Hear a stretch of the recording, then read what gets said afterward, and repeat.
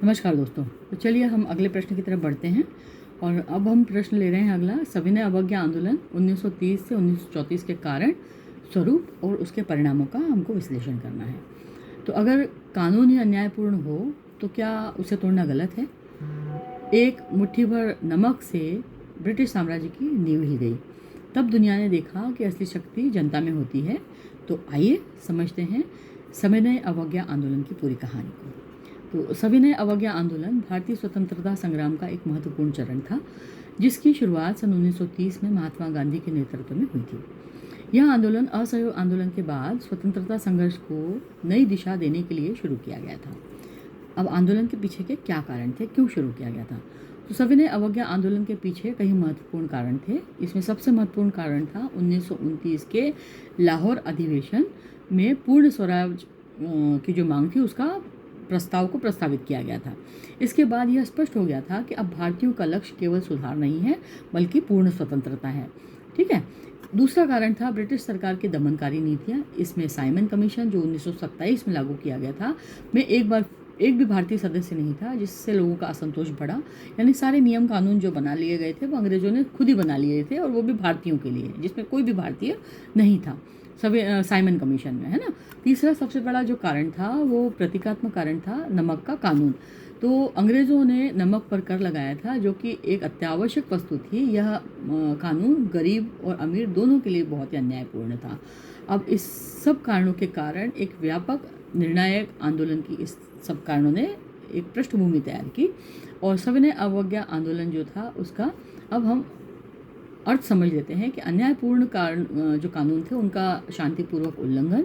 इस आंदोलन की शुरुआत 1930 में दांडी मार्च से शुरू हुई, जिसमें महात्मा गांधी ने साबरमती आश्रम के से लेकर के दांडी तक की लगभग 240 मील की यात्रा की, और समुद्र से नमक बनाकर के उन्होंने नमक के कानून का उल्लंघन किया।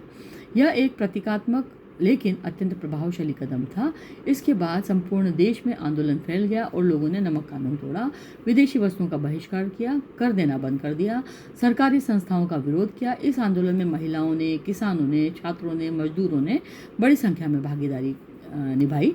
यह आंदोलन पूरी तरह से अहिंसक था, लेकिन अंग्रेज़ों ने इसे दबाने के लिए कठोर कदम उठाए और हज़ारों लोगों को इसमें गिरफ्तार कर लिया।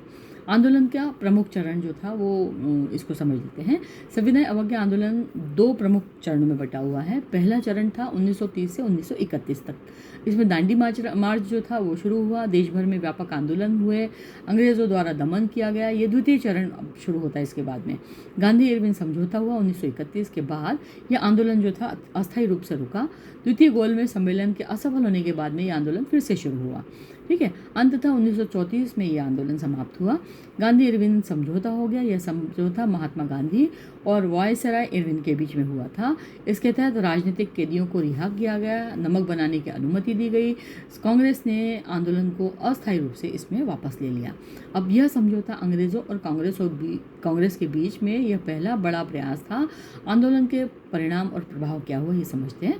तो आंदोलन के जो परिणाम और प्रभाव थे वो सविनय अवज्ञा आंदोलन का बहुत बड़ा प्रभाव जो था वो उसका व्यापक असर था, और इसके अलावा स्वतंत्रता आंदोलन को एक अंतर्राष्ट्रीय पहचान मिली।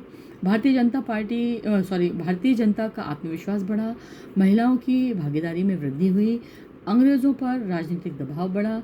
हालांकि यह आंदोलन अपने तत्काल लक्ष्य को यानी पूर्ण स्वतंत्रता को प्राप्त नहीं कर सका, लेकिन फिर भी इसने स्वतंत्रता संग्राम को एक महत्वपूर्ण मजबूत आधार दिया, और आगे चल करके ये आंदोलन जो है उसका मार्ग प्रशस्त हुआ। तो सविनय अवज्ञा आंदोलन भारतीय स्वतंत्रता संग्राम का एक महत्वपूर्ण और प्रभावशाली चरण था, जिसने यह सिद्ध किया कि अहिंसक तरीकों से भी अन्यायपूर्ण शासन के खिलाफ चुनौती दी जा सकती है, और जनशक्ति के बल पर बड़े बड़े परिवर्तन भी लाए जा सकते हैं। तो ये सविनय अवज्ञा आंदोलन के कारण, परिणाम और उसका विश्लेषण हम लोगों ने इसके स्वरूप का विश्लेषण किया। तो उम्मीद है आपको ये सेशन पसंद आया होगा। अगर आपको ये अच्छा लगा है तो इसे लाइक कीजिए, शेयर कीजिए और सब्सक्राइब कीजिए। Thank you.